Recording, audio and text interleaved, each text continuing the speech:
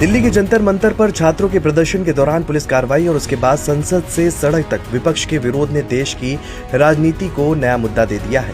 Congress, Samajwadi party, आम आदमी party, Trinamool Congress, Azad Samaj party और कई अन्य विपक्षी दल अब छात्रों के आंदोलन को लोकतंत्र, शिक्षा और युवाओं के भविष्य का सवाल बता रहे हैं।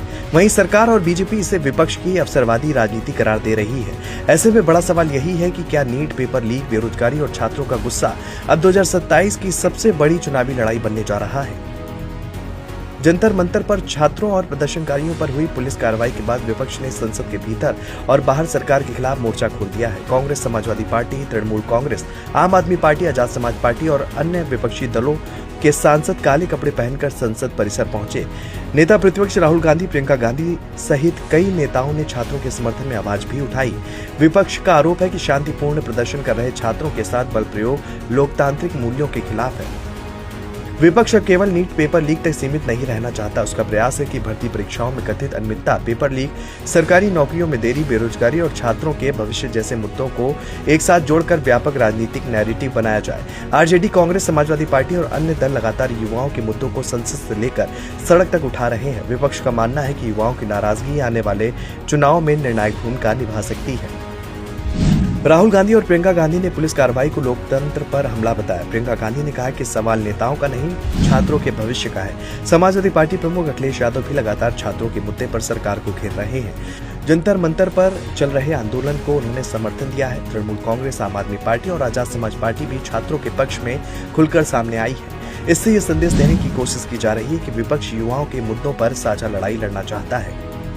वहीं भारतीय जनता पार्टी विपक्ष के आरोपों को सिरे से खारिज कर रही है। बीजेपी नेताओं का कहना है कि विपक्ष हर आंदोलन को चुनावी मंच में बदलना चाहता है। सरकार का पक्ष है कि परीक्षाओं में गड़बड़ी के मामलों में कार्रवाई की जा रही है और दोषियों के खिलाफ सख्त कदम उठाए जा रहे हैं। बीजेपी ये भी आरोप लगा रही है कि विपक्ष छात्रों की भावनाओं का राजनीतिक इस्तेमाल कर रहा है। जंतर मंतर की घटना के बाद विपक्ष ने जिस तरह एकजुटता दिखाई, उससे ये स्पष्ट संकेत मिलता है कि वो छात्रों, युवाओं से जुड़े मुद्दों को व्यापक राजनीतिक अभियान का हिस्सा बनाना चाहता है। हालांकि ये कहना जल्दबाजी होगी कि सभी विपक्षी दल किसी साझा चुनावी रणनीति पर काम कर रहे हैं, लेकिन संसद और सड़क पर उनका संयुक्त विरोध सरकार पर दबाव बनाने की कोशिश जरूर है। दूसरी ओर बीजेपी इन आंदोलनों को राजनीतिक रंग दिए जाने का आरोप लगा रही है और अपनी कार्रवाई को कानून व्यवस्था बनाए रखने के लिए आवश्यक बता रही है। आने वाले महीनों में ये इस बात पर निर्भर करेगा कि शिक्षा, भर्ती और रोजगार से जुड़े मुद्दों पर सरकार और विपक्षी जनता के बीच कितना प्रभावी संदेश दे पाते हैं। जंतर मंतर से उठी आवाज अब संसद के गलियारे तक पहुंच चुकी है। छात्रों का आंदोलन अब सिर्फ शिक्षा का सवाल नहीं बल्कि राजनीति का भी बड़ा मुद्दा बन गया है। देखना होगा कि क्या विपक्ष युवाओं की नाराजगी को चुनावी ताकत में बदल पाएगा। ये सरकार अपने जवाब और फैसलों से इस नैरेटिव को बदल देगी। 2027 की सियासत में इसका असर जरूर दिखाई दे सकता है।